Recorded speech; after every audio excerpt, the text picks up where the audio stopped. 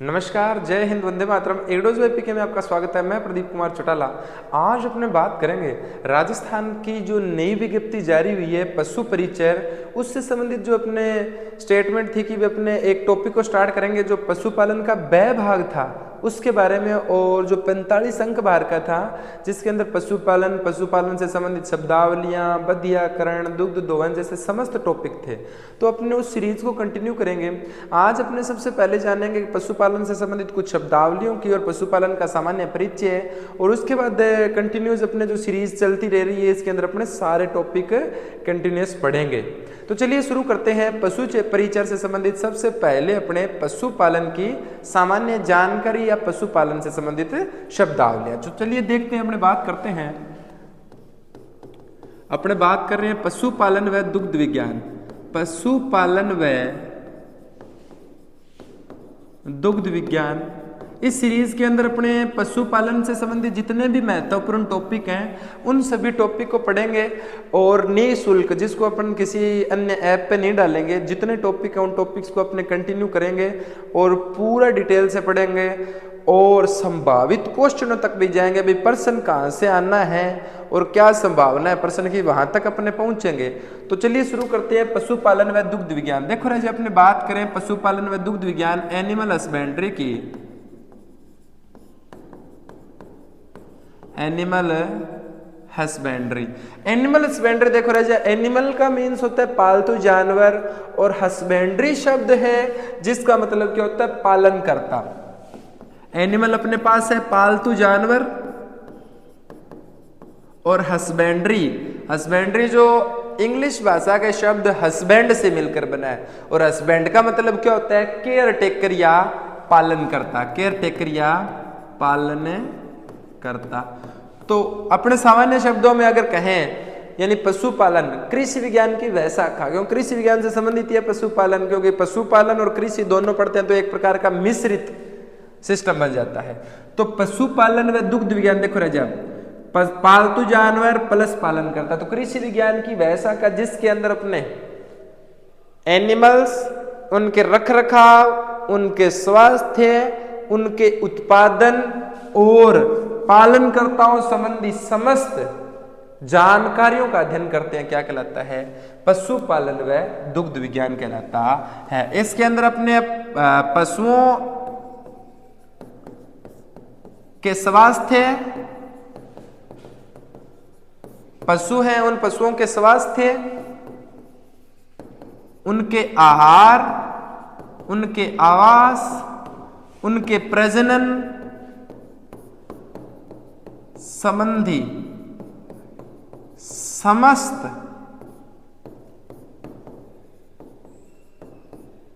क्रियाकलापों का, समस्त क्रियाकलापों का अध्ययन करते हैं, क्या कहलाते हैं बोलो पशुपालन व दुग्ध विज्ञान कहलाते हैं। जिसके अंदर अपन ये सारी चीजें पढ़ेंगे। पशुओं का अगर स्वास्थ्य है तो अगर पशु बीमार भी हो गया तो उसको कैसे ठीक करना है, कैसे पशु को आहार देना है, कि दुधारू जो गाय है उसको आहार कैसे देना है। सूखी गाय है, सूखी गाय मतलब जो दूध नहीं दे रही, यहाँ कोनी कि सूख के खेल रही होगी वह, तो मतलब ये है सूखी गाय जो दूध नहीं दे रही। आवास कैसे बनाना है, आवास के अंदर देखो गाय, भैंस, भेड़, बकरी, ऊंट, मुर्गी, इन सभी की आवास व्यवस्था अलग अलग होती है, वो सारी चीजें देखते हैं। इसी के अलावा उनमें प्रजनन जो जीवित है, जितने भी जीवधारी है उनका मुख्य लक्षण प्रजनन, अपने समान संततियां उत्पन्न करना। तो प्रजनन की विधियां जो अपने पशु परिचय के अंदर टॉपिक भी है कि भी कृत्रिम और प्राकृतिक जो गर्भाधान करवाना है अपने, उनकी विधियां है। वीर्य सेंचन की जो विधियां है, वीर्य सेंचन कैसे करना है, कितनी अमाउंट में अपने को वीर्य लेना है और उसकी मेथड्स कौन से हैं, वो सारे पढ़ेंगे।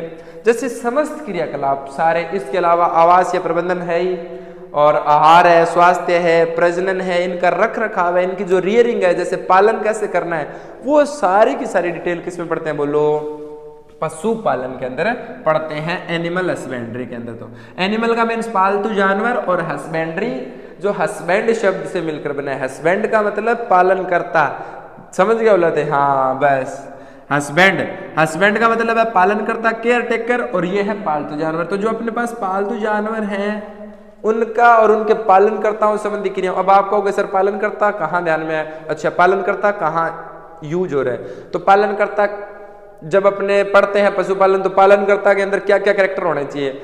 एक तो पालनकर्ता किसी भी रोग से ग्रसित नहीं होना चाहिए, जैसे मान लीजिए पालनकर्ता को टीबी ना होनी चाहिए, एंथ्रेक्स नहीं होना चाहिए, अच्छा इसके अलावा बड़े बड़े नाखून नहीं होने चाहिए, दुग्ध दोहन के समय आपके जो हेयर है उनको कवर करके रखना है, ये सारी चीजें पालनकर्ता में अपने देखते हैं।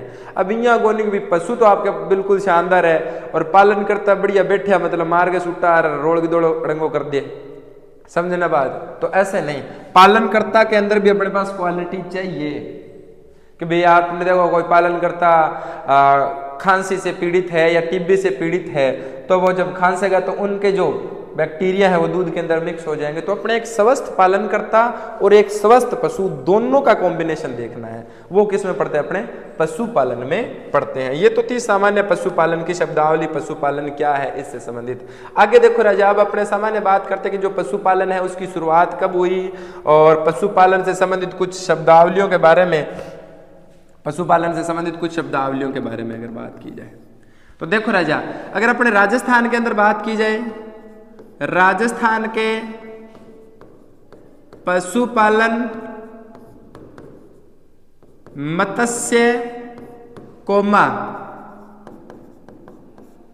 कृषि, जो पशुपालन मत्स्य और कृषि विभाग जो मंत्रालय कृषि विभाग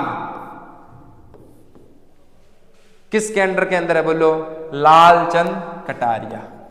जो अपने राजस्थान के अंदर पशुपालन मत्स्य और कृषि विभाग मंत्री कौन है बोलो, कृषि विभाग मंत्री श्रीमान लालचंद कटारिया।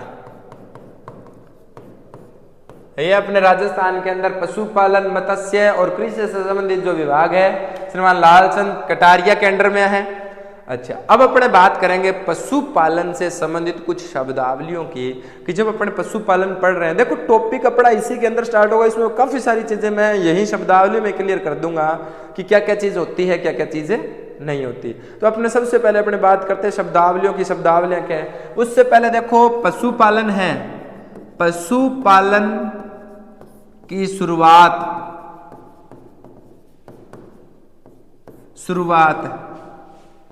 6000 ईसा पूर्व हुई। मेन प्रश्न यही है और ये प्रश्न बड़ा सिंपल है। और एक चीज मैं आपको बता दूं, फिर बार बार मैं कह रहा हूं, भर्ती की जितना का लेवल होता है पेपर का भी लेवल उतना ही रहता है। 10th लेवल की भर्ती है तो लेवल 10th लेवल का ही आएगा। 10th लेवल का मतलब जो क्वेश्चनों का क्राइटेरिया होगा वो उसी अकॉर्डिंग जाएगा। ऐसा नहीं तुम दुनिया जान की अब पशुपालन की बुकें उठा के और यहाँ ढिग मार लो और सिस्टम ऊपर नीचे कर दो ना, टेक्निकली पढ़ना है आपको। 11th 12th की बुक मैं बार बार कर रहा हूँ, 11th और 12th की जो RBSC की बुक है, क्योंकि उसके अंदर ही अपना टॉपिक मिल रहा है सिलेबस, तो वहां से अपने पशुपालन को पढ़ना है, सारा मैटर अपने वहां से लेंगे। उन बुक के अंदर सफिशिएंट मैटर दिया गया है। इसके अलावा कुछ एक जैसे जनगणनाएं हैं पशुओं की, है ना, चाहे 19वीं है चाहे 12वीं है, जितनी भी जनगणनाएं हुई हैं अपनी, उन जनगणनाओं से संबंधित जो डाटा होगा वो अपने यहाँ कर ही लेंगे। जो नया डाटा नवीनतम डाटा आया है वो अपने यहाँ डिस्कस कर लेंगे। बाकी जो मैटर है अपने को बुक्स के अंदर सारा प्रोवाइड मिल जाएगा। तो 6000 ईसा पूर्व हुआ। इस समय पशुपालन का मुख्य उद्देश्य क्या था? जो ईसा पूर्व 6000 ईसा पूर्व जो अपने पशुपालन स्टार्ट हुई ना, इस पशुपालन का मुख्य उद्देश्य क्या था, मुख्य ऑब्जेक्ट क्या था? भोजन प्राप्ति। भोजन प्राप्ति का मतलब समझ गए, यानी मांस प्राप्ति के लिए पाला जाता था। इसके अलावा उनको इंडिविजुअली जैसे दूध देने के लिए नहीं, कोई अंडा उत्पादन नहीं, भोजन प्राप्ति मुख्य उद्देश्य था। और ये सीधी सीधी बात अपने बोर्ड की बुक में लिखी हुई है। और ऐसा प्रश्न आता है कि भाई पशुपालन का मुख्य उद्देश्य क्या था? पशुपालन की जब शुरुआत हुई उसका मुख्य उद्देश्य है, तो अपने सोचते हैं अरे शुरुआत हुई दूध खातिर पर दूध लिख दो, अंडा अंडा लिख दो, मांस मांस, ऐसे नहीं। भोजन प्राप्ति जो मेन आंसर है वो क्या है? भोजन प्राप्ति इसका क्या था बोलो? मुख्य उद्देश्य था। आगे बात समझ में। अपने राजस्थान के अंदर अगर बात की जाए, राजस्थान में पशुपालन मत्स्य और कृषि विभाग जो मंत्रालय था अपने पास श्रीमान लालचंद जी कटारिया, और पशुपालन की जो शुरुआत हुई 6000 ईसा पूर्व, और इसका मुख्य उद्देश्य क्या है बोलो? भोजन की प्राप्ति, मुख्य भोजन की प्राप्ति इसका मुख्य उद्देश्य था। इसी के साथ अगर अपने बात की जाए राजा पशुपालन की मुख्य शब्दावलियों की, कि अपने पास शब्दावलियां कौन कौन सी है या पशुपालन में क्या क्या चीजें आती है। सबसे पहले नाम देखो राजा, मैं सबसे पहला नाम लिख रहा हूं चयन या सिलेक्शन। चयन या सिलेक्शन, सबसे पहले अपने बात कर रहे हैं चयन या सिलेक्शन की। भी सिलेक्शन या चयन क्या है? चयन या सिलेक्शन ये है पशुपालन की शब्दावलियां। क्योंकि कुछ एक शब्दावलियां प्रयोग करते हैं, आप जैसे अपन नॉर्मल भाषा में कहते हैं न्याणो। न्याणो के वे धार काटा जद गा के लार लिटाइया सा गे गा नैया करके सीधी डाल लियो जी, न्याणो लगा दियो लात ना मारे। उसको पशुपालन की भाषा में क्या कहेंगे? उसे एंटी काउ किकर कहते हैं। जब पशु लात मार रहा है और या ज्यादा मतलब वो क्या जो बोड़ो अलाड़ो है, मतलब यहाँ तो बिन खुड़ुंजा में गाल लियो क्या अरे लारा लगा दियो नानो सब घटा जी है ना। हाँ, तो वो उस हिसाब से कुछ शब्दावलियां पढ़ेंगे। सबसे पहले अपने क्या पढ़ते हैं? चयन या सिलेक्शन। पशुओं के झुंड से, पशुओं के झुंड से वांछित या इच्छित, वांछित या इच्छित गुणों वाले पशु का चुनाव क्या कहलाता है? बोलो। सिलेक्शन। एक पशुओं का झुंड है, उस पशुओं के झुंड में से वांछित या इच्छित, वांछित या इच्छित जैसे करैक्टर आपको चाहिए। कब जी ऊस मोटो होना चाहिए, चलो ठीक है ऊस मोटो, सुंदर दिखनी चाहिए, सुंदर दिखेगी, चमकीली आंखें होना चाहिए, ठीक है, लंबा लंबा सींग है, ठीक है, दूध कम कम का टेम को 10 लीटर देना चाहिए। वो सारे के सारे वांछित गुण दिशा का चाहिए। अपने जब व्यापारी के पास जाते हैं या अपने कोई गाय या भैंस खरीदनी होती है या कोई अन्य पशु खरीदना होता है, तो वो कहता है आ भैया पेलान है रिंग मा इतो है रूस देखो थे गागर इतो दूध देसी या बैजा बैजा कर देसी है ना। वो सारे करैक्टर बताता है जैसा एक किसान को चाहिए। किसान जो मतलब अपने पशुपालन व्यवसाय के अंदर सबसे ज्यादा अपने भूमिका पशुओं की रहती है, क्योंकि पशुओं के अंदर जो भोजन प्राप्ति है, भोजन प्राप्ति के साथ साथ अन्य आर्थिक इकोनॉमिक इंपॉर्टेंस भी रहती है। जैसे मान लीजिए अपने गाय रखी, गाय से अपने दूध प्राप्त हुआ, जितना दूध आपको डेली यूज करना है उसके अलावा दूध आपने बेच दिया, तो आपकी जो इकोनॉमिक है आर्थिक स्थिति में भी सुधार होता है। समझे बात क्या? ऐसे मुर्गियां हैं तो अंडा हो गया, मांस हो गया, उनसे प्राप्त करके अपने अतिरिक्त आय ले सकते हैं। तो किसी भी झुंड में से, पशुओं का एक झुंड है, उस झुंड में से इच्छित या वांछित गुणों वाले लक्षणों वाले पशु का चुनाव। पशु मेले लगते हैं, उन पशु मेलों में अपने जाते हैं ना, वो कहते रहते हैं कभी जी ओ 1 करोड़ को जोटो, ओ 6 करोड़ को, 10 करोड़ को, है ना, ये 50 लाख की गाय, ये 70 लाख की भैंस, ऐसे। वो क्या है? करैक्टर है उनके, इंडिविजुअली करैक्टर शानदार जैसे आपको चाहिए। तो किसी की पशुओं के झुंड में से इच्छित या वांछित गुणों वाले पशु का चुनाव क्या कहलाता है? बोलो, चयन कहलाता है। चयन के बाद नंबर 2 पे मैं बात करता हूं राजा कलिंग की। किसकी बात करें अपने? कलिंग। देखो राजा कलिंग, कलिंग क्या है? कलिंग होता है राजा बीमार पशुओं से, बीमार पशुओं से स्वस्थ पशुओं को अलग करना। स्वस्थ पशुओं से कह दो, चाहे स्वस्थ पशुओं से अलग करना, बीमार पशुओं को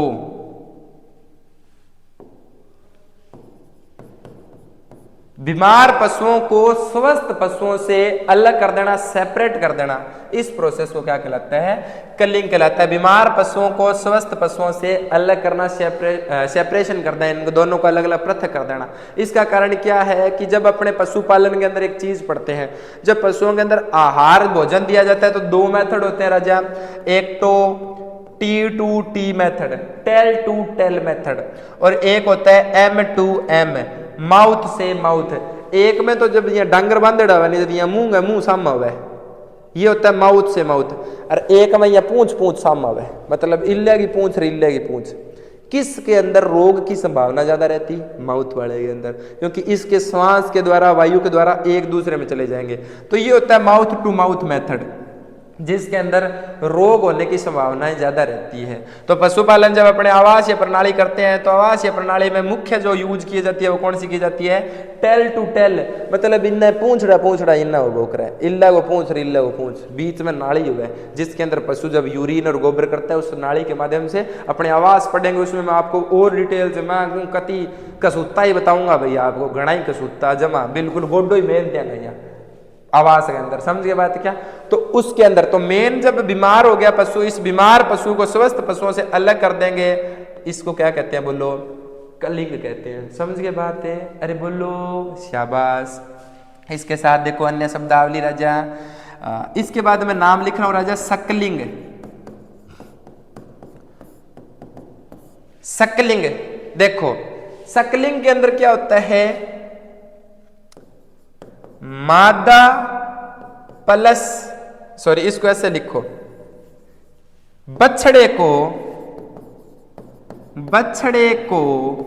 बछड़े या बच्चिया एक ही बात है राजा, बछड़ा या बच्चिया।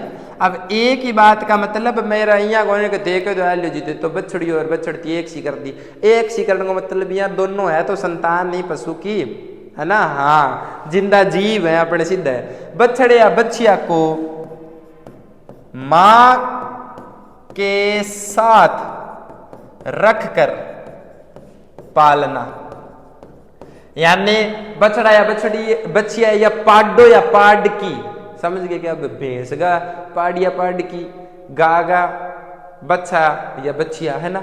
उनको मां के साथ, उनकी मां के साथ रखकर पालना क्या कहलाता है? सकलिंग। सैफ और सकलिंग और सैफ और सग है। जब बछड़ी हो वैनी अपने गाँव में देख लो, गाँव में जिया भी आप पशुपालन करा तो गा करे हेज बछड़िया को, हेज करे जब जे बछड़ियों न छोटे दूध काटने पहला तो गा के भैया अपन दूध दाद कौन दिया।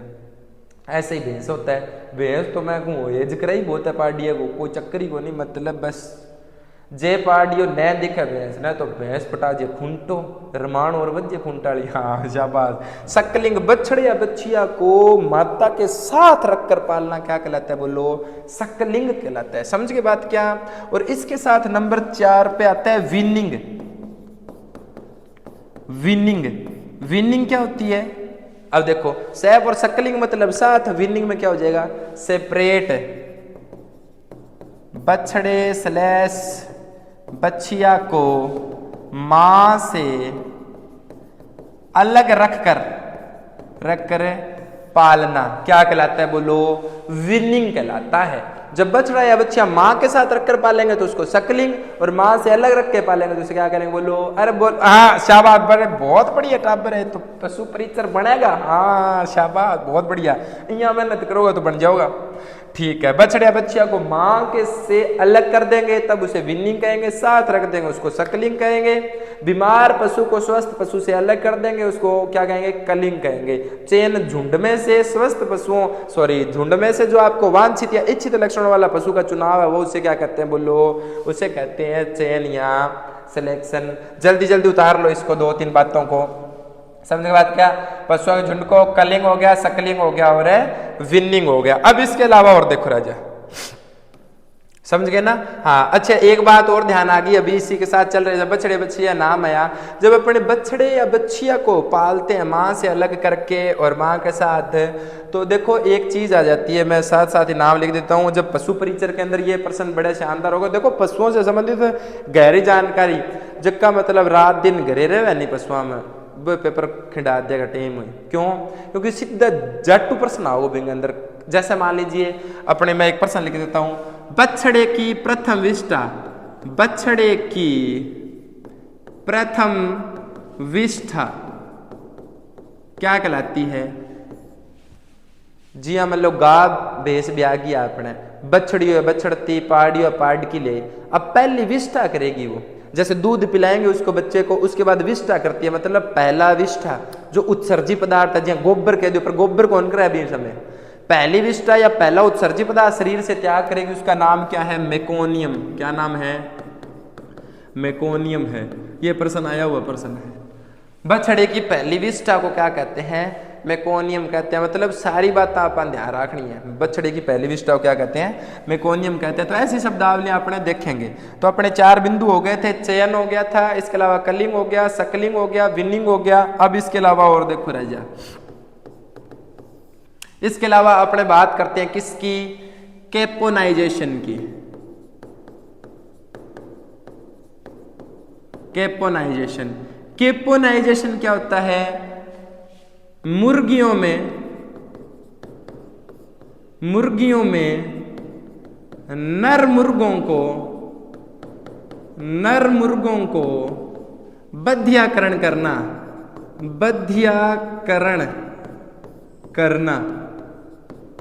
क्या कहलाता है? कैपोनाइजेशन कहलाता है। बधियाकरण कर देंगे मुर्गों का। बधियाकरण इसलिए किया जाता है ताकि उनसे मांस उत्पादन अच्छा हो सके, क्योंकि वो प्रजनन संबंधी कोई काम नहीं करेगा, प्रजनन संबंधी क्रियाएं नहीं करेगा। तो ओ ले तुम 5 किलो को पक्को मुर्ग तैयार हो जाओ। समझ के बाद क्या? हाँ शाबाश।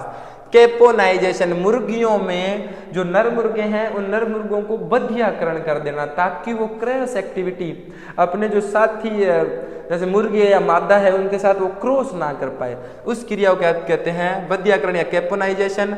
और बधियाकृत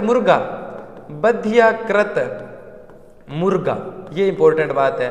बधियाकृत जो मुर्गा है उसको क्या कहते हैं? कैपेन कहते हैं। क्या कहते हैं? कैपेन कहते हैं। समझ के बात ना? तो मुर्गों का बधियाकरण क्या कहलाता है? कैपोनाइजेशन कहलाता है। 5 के बाद नंबर 6 के बाद देखो राजा एक और प्रश्न आता है। मुर्गी नाम आ रहा है तो अपने डी बिकिंग नाम लिख देते हैं। डी बिकिंग, क्या नाम लिख दिया अपने? डी बिकिंग। डी बिकिंग होता है मुर्गियों में चोंच काट देना। क्या काट देना? चोंच। डी का मतलब काटना, बीक का मतलब है चोंच। मुर्गियों में अब इया को नहीं करते, मतलब मुर्गी का मुंह कनु सारी चोंच काट के सीधो या मोरो छोड़ दियो मुंह कन। समझ के बात क्या? ऐसे सीधा छिद्र छोड़ दो सारी चोंच, ऐसी चोंच नहीं काटनी। जी थे नाखून काटो नहीं, अपने नाखून काटते तो आगू काटो जो को एक्स्ट्रा वधेड़ है, बस एक्स्ट्रा अति है नीबा माड़ी हुए क्या होता है भाई चोंच अति बढ़ी नहीं बढ़ती, लोग काट दिए वो कह जो पांख बोला फटफट करने जनता काट दिए भैया, उड़न फालतू को नहीं बस। हाँ तो डी बिकिंग, मुर्गियों में चोंच काटना क्या कहलाता है? डी बिकिंग। बीक का मतलब चोंच, डी का मतलब काटना, मतलब चोंच काट दी, डी बिकिंग। अब इसके अंदर तो बात देखो राजा, ऊपरी चोंच है जो 1/4 भाग और निचली चोंच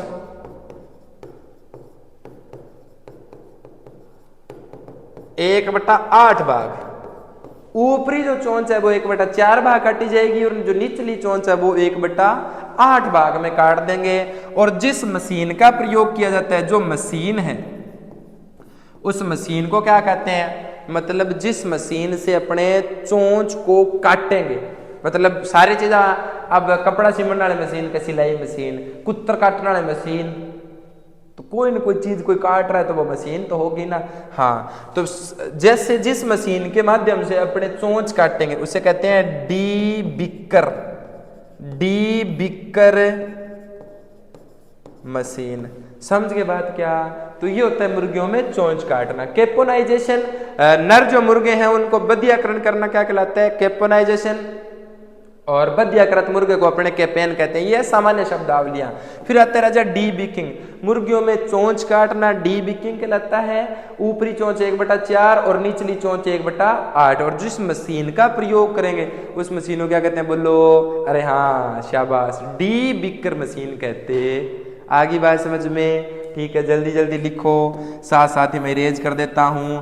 डी बिकिंग हो गया, कैपोनाइजेशन हो गया, ये सारी चीजें आएंगी। आगे देखो राजा, मुर्गियों से संबंधित एक बात और लिख देते हैं फिर साथ साथ ही। देखो राजा, इसके बाद अपने बात करते हैं डीवर्मिंग। डीवर्मिंग, ये कुछ शब्दावली हैं, सामान्य प्रश्न आज डीवर्मिंग का संबंध है। गाय से, भैंस से, भेड़ से, बकरी से, कुत्ता बिल्ली कुछ है ना। तो डीवर्मिंग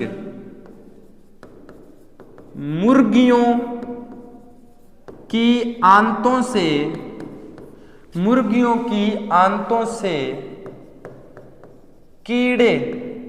कीड़ों को कहते हैं राजा वर्म, वर्म मतलब कीड़ा, और डी का मतलब निकालना, है ना। तो मुर्गियों की आंतों से कीड़े निकालना क्या कहलाता है, बोलो, डी वर्मिंग कहलाता है। अरे बोलो, हाँ वेरी गुड, डी वर्मिंग हो गया राजा। डी वर्मिंग यानी आंत से पेट में पशुओं के, सॉरी पशुओं के नहीं, पक्षियों के, मुर्गियों के पेट में कीड़े बन जाते हैं, उनको निकालना क्या कहलाता है, डी वर्मिंग कहलाता है। इसके साथ ही देखो राजा, dehorning, dehorning, horn का मतलब सींग, डी का मतलब सींगों का रोधन, सींग रोधन, सींग रोधन कहलाता है डी हॉर्निंग। समझ गए बात क्या। अब देखो सींग रोधन की जो प्रक्रिया है मुख्यतः अपने गायों में करते हैं, भैंसों में सींग रोधन की क्रिया नहीं की जाती, ना के बराबर होती है सींग रोधन। हाँ, जब बहुत ही ज्यादा भद्दा हो जाए, किसी प्रकार से कोई टूट गया, तब तो आपको देखता है कि भाई सींग है ही कौन, वो अलग व्यवस्था है। अदरवाइज तो बिना सींगों की भैंस अपने देखते नहीं, उसकी शारीरिक संरचना का 0 नंबर बन जाएगा फिर, है ना। हाँ, तो सींग रोधन करना डी हॉर्निंग, सींगों को काटना या सींगों को रोधन करना डी हॉर्निंग। इसके लिए 2-3 चीजें प्रयोग की जाती है राजा।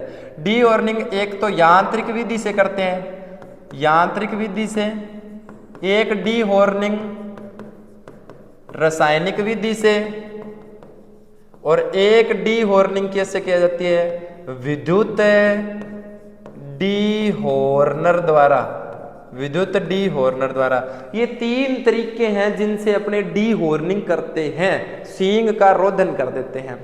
यांत्रिक विधि तो ठंडा है, यांत्रिक जगह के अंदर कोई न कोई ऊर्जा लगा, सहयोग लगा। अपने गाँव में देखियो लो, जिया पकड़ के भैंस ने आष्ठा पड़ गया भाई सींग काटना है, आगे से भैंसों के अंदर तो क्या किया जाता है, आगे अतिरिक्त बढ़ गया जो ऐसे सर के अंदर लगने लग जाता है, उसको काटा जाता है। और गायों के अंदर प्रारंभ के जो 1-2 सप्ताह है उस समय उनका सींग रोधन किया जाता है, तब उसके अंदर ये नहीं की जाती यांत्रिक विधि। यांत्रिक विधि आपने देखो गांव में 2 जना जाले भैंस ने ऊपर बैठ जाए, एक सींग ऊपर ठाण में भैंस ने कर लिया लंबी, ले गए बोका ब्रेक आलो तार लिया, ले भाई ले ले आग पड़ा दिया भैंस का, बाजी वो सींग पट लियो थे, मतलब छोड़ो मैंने बख्श दो, वाह भैया जितो जोर बने वो भी सींग पर काट दिया। वो तातो हड़ो भैंस का हटकर निशान बना दे, भैंस ने बना दिया, तो पूरा तकड़ो वो, है ना। भैंस देखा भाई जी, अच्छा सींग उग गया है तो जाल ली, अच्छा जाल के भैंस ने पटकी, पटकी जब एक नाम और देख लो, सागे सागे मैं धन बता दू, फिर ही पर वापस आऊं, एक नाम और देख लो राजा, कास्टिंग। अब नाम आगाई जो जदा अपन लिखी दिया, कास्टिंग। पशु व पशुओं को, पक्षियां तो किस्सा पकड़ो, पशुओं को मेडिसिन देने के लिए, इंजेक्शन लगाने के लिए जब पशुओं को जमीन पर गिराया जाता है, और किस साइड है, दाईं ओर, दाईं ओर कौन सी, राइट साइड, है ना। हाँ, तो दाईं ओर जब पशुओं को गिराना है ना, जमीन पे गिराना पशुओं को जमीन पे गिराना क्या कहलाता है, कास्टिंग कहलाता है। तो वापस आ जाओ, डी हॉर्निंग सींग रोधन। अब मैं कोने भी नहीं पटकी पटकी ऊपर बैठ गया, बोले भैया चक चालन दे गड्डी पो भैया, आग पड़ा दे भी तार के माओ, या तार लाल हो जाए तो जोर लगा कि आज भैंस ने कहते न कौन बख्शा। तो यांत्रिक विधि के अंदर वो वायर का यूज किया जाता है। रासायनिक विधि के अंदर राजा विभिन्न प्रकार के रसायनों और कास्टिक पोटास की छड़, कास्टिक छड़, कास्टिक पोटास, कास्टिक पोटास की एक रोड होती है, उस रोड का प्रयोग करेंगे, कास्टिक पोटास की छड़ का। इसके अंदर सींग रोधन की विधि आएंगी, उनमें अपने इसको पूरा डिटेल से पढ़ेंगे। एक बार सामान्य जानकारी ले लीजिए। एक आता है राजा विद्युत डी हॉर्नर, इसके अंदर राजा 1000 डिग्री फारेनहाइट पर, 1000 degree Fahrenheit 10 second, 1000 degree Fahrenheit को डी हॉर्नर के वह जी मतलब बाल सुखाने वाला ड्रायर हुआ नहीं, विशोस हुआ 1000 डिग्री फारेनहाइट करके सींग वालों जो बड हुआ नहीं, बड, बड मतलब कलिका, जिया मान लो थे इया। अब आगे डायग्राम कौन बनाऊं, मेरी पेंटिंग बड़ी कसूती है। तो 8 है मतलब ये सींग है, ये सींग जब उग रहा है तो ये जो स्टार्टिंग का जो बड बनेगा ना सींगों के ऊपर का, अब इसको थोड़ा सा ऐसे देखो, जब सींग बन रहा है तो सींग बन रहा है तो स्टार्टिंग की अवस्था के अंदर यहाँ से छोटे छोटे बड जो बनेंगे ना, ये बड, इन बड के ऊपर इस टेम्परेचर को लगाया जाता है। 1000 डिग्री फारेनहाइट टेम्परेचर है, 10 सेकेंड रखेंगे, सींग पार बोलेगा चित्त। तो ये क्रिया क्या कहलाती है, डी हॉर्निंग सींग रोदन। कास्टिंग, कास्टिंग क्या होती है? पशुओं को विभिन्न क्रियाओं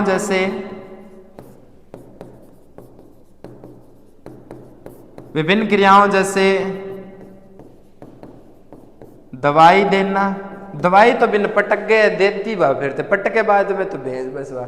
पशुओं को दवाई देना हो गया, इंजेक्शन या कोई औषधि देना, अन्य औषधि।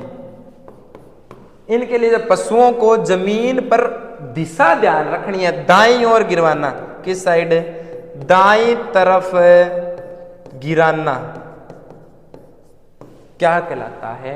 कास्टिंग कहलाता है। बिन जाए लगे अड्डी वो पड़ोसी सारा ने बुला ले, आज भैंस ने दवाई दिया, भैंस ने ठा पड़ गयो भाई जी, आज एक कौन बख्श बिन गेर के लंबी रालू जी ऊपर बैठ जाओ, एक मुंह खोला रे, एक बाल्टी देते रह गई, गड़ गड़ गड़ गड़ गड़ भैंस के झाग पड़ा दिए, कास्टिंग कहते हैं।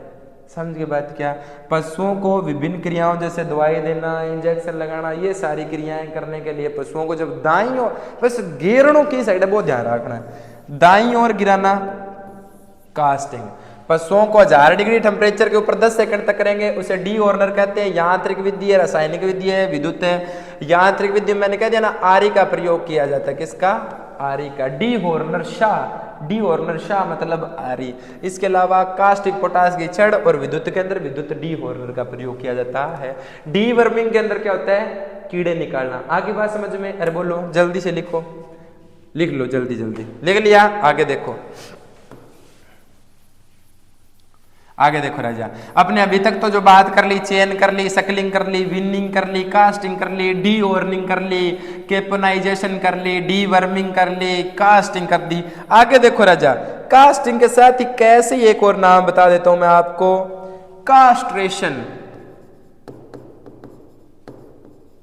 कास्ट्रेशन या बधियाकरण, बधियाकरण पशुओं के अंदर। अब उसके अंदर तो केपेनाइजेशन पड़ा था अपने मुर्गियों के अंदर, मुर्गियों में तो था केपेनाइजेशन, केपेन कह देते हैं।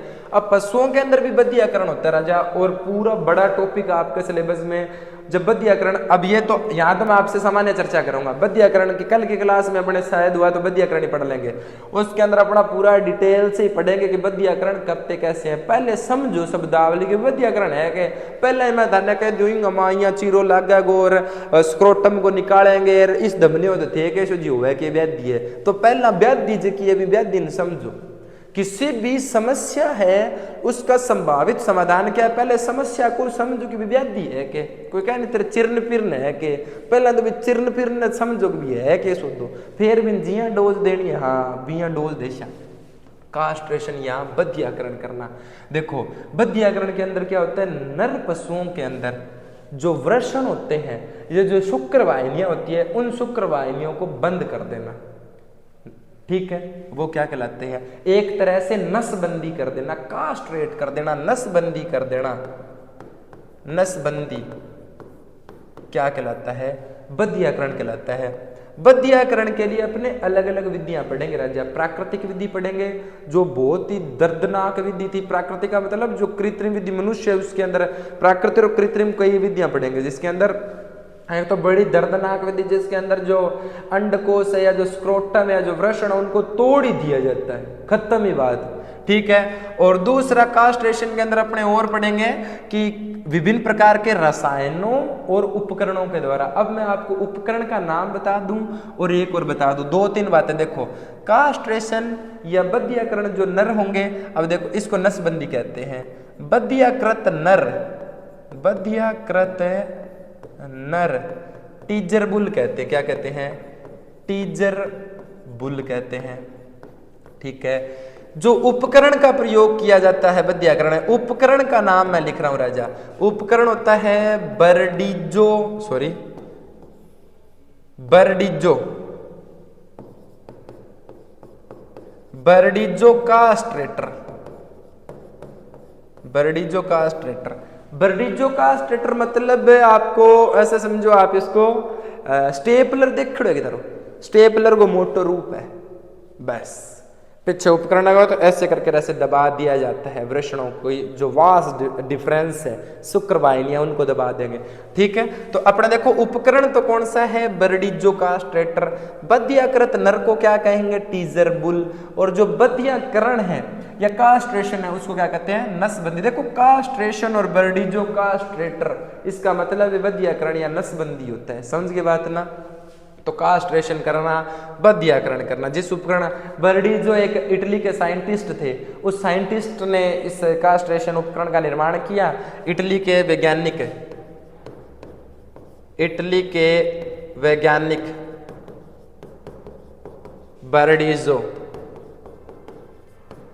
बर्डीजो ने इस उपकरण का निर्माण किया, इस कारण इसको बर्डीजो कास्ट्रेटर। कास्ट्रेटर का मतलब तो नसबंदी होता ही है। बर्डीजो ने खोज की, आलियो बर्डीजो कास्ट्रेटर। समझ के बात क्या, तो ये होता है बर्डीजो कास्ट्रेशन या बद्धियाकरण।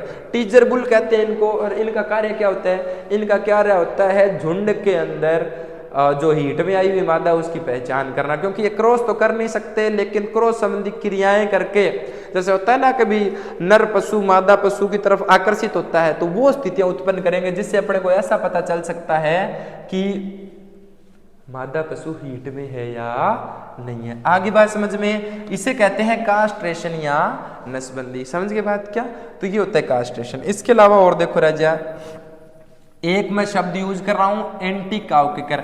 अपने अभी तक तो बात कर ली डी हॉर्निंग के बारे में, डी वर्मिंग के बारे में, कैपोनाइजेशन के बारे में। अब अपने दो तीन चीजें और देख लें। एक तो मैं कास्टिंग बात कर ली, एक अपने बात करें राजा कैनाबलिज्म। कैनाबलिज्म क्या होता है, मुर्गियां। ये मुख्य रोग किस में होता है कैनाबलिज्म, ये होता है मुर्गियों में चोंच मारकर दूसरी मुर्गियों को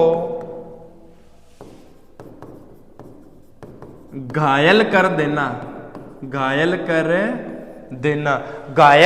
को मतलब सनी देओल को नहीं, अब का घायल कर दियो जी सनी देओल लाग्यो। हाँ, कैनाबलिज्म मुर्गियां क्या करती है, चोंच मार के साथी मुर्गी बैठी रहे बेटी गेट कन, और दूसरी मुर्गियां या चोंच मार भोग रहे, दूसरी मुर्गियों को चोंच मार के या चूजों को चोंच मार के घायल करना क्या कहलाता है, कैनाबलिज्म कहलाता है। ये जो कैनाबलिज्म ऐसा लक्षण, ऐसे लक्षण में क्या मिक रहा है, ये लक्षण जो है कैनाबलिज्म के किसकी कमी के कारण लक्षण है, वो सोडियम क्लोराइड NaCl की कमी के कारण। तो प्रश्न क्या बनेगा, कैनाबलिज्म किस में होता है, मुर्गियों में। किसकी कमी से होता है, तो सोडियम क्लोराइड की कमी से जो होता है वो क्या होता है, कैनाबलिज्म होता है। समझ गए बात क्या, तो ये हो गया कैनाबलिज्म। समझ गए बात क्या, एक बार मैं आपको बड़ा सारी चीजें दोबारा बता देता हूँ, मोटी मोटी ये लिख ली नहीं। हाँ चलो देखो राजा, देखो अपने पहले क्या पढ़ लिया था, अपने पहले तो पढ़ लिया था राजा क्या, चेन पढ़ लिया। चेन के बाद अपने पढ़ लिया कलिंग। कलिंग के बाद अपने देखा था सकलिंग। सकलिंग के बाद अपने क्या देखा, विनिंग, है ना। कलिंग हो गया, सकलिंग हो गया, विनिंग हो गया। इसके अलावा कैपोनाइजेशन,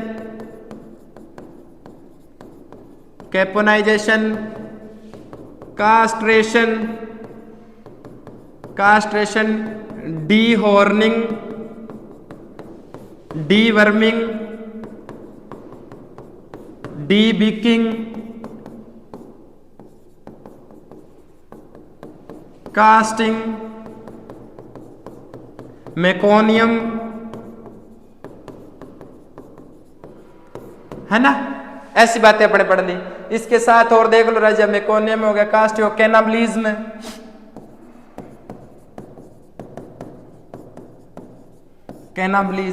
ऐसी सामान्य शब्दावलियां पढ़ ली, जिसके अंदर देखो राजा, चेन के अंदर झुंड में से स्वस्थ, कलिंग के अंदर बीमार को स्वस्थ से अलग, सकलिंग में मां के साथ रखकर, विनिंग में मां से अलग, कैपोनाइजेशन के अंदर मुर्गों के अंदर बद्धियाकरण, कास्ट्रेशन के अंदर नर पशुओं का बद्धियाकरण या नसबंदी, कास्ट्रेशन बर्डीजो कास्ट्रेटर के द्वारा, डी हॉर्निंग सींग रोधन, डी वर्मिंग आंतों से कीड़े, डी बिकिंग चोंच काटना, ऊपरी 1/4 निचली 1/8 और मशीन डी बीकर। कास्टिंग क्या होता है, पशुओं को दाईं तरफ गिराना। मेकोनियम पैलिविस्टा। कैनाबलिज्म, कैनाबलिज्म क्या होता है, मुर्गियों का द्वारा चोंच मारकर घायल कर देना, क्या कहलाता है, कैनाबलिज्म। इसके साथ और देख लो राजा, इसके साथ मैं नाम लिख रहा हूं anti cow kicker, anti cow kicker, anti cow kicker. Anti cow kicker क्या होता है, गायों के अंदर या लात मारने वाले पशुओं में पिछली टांगों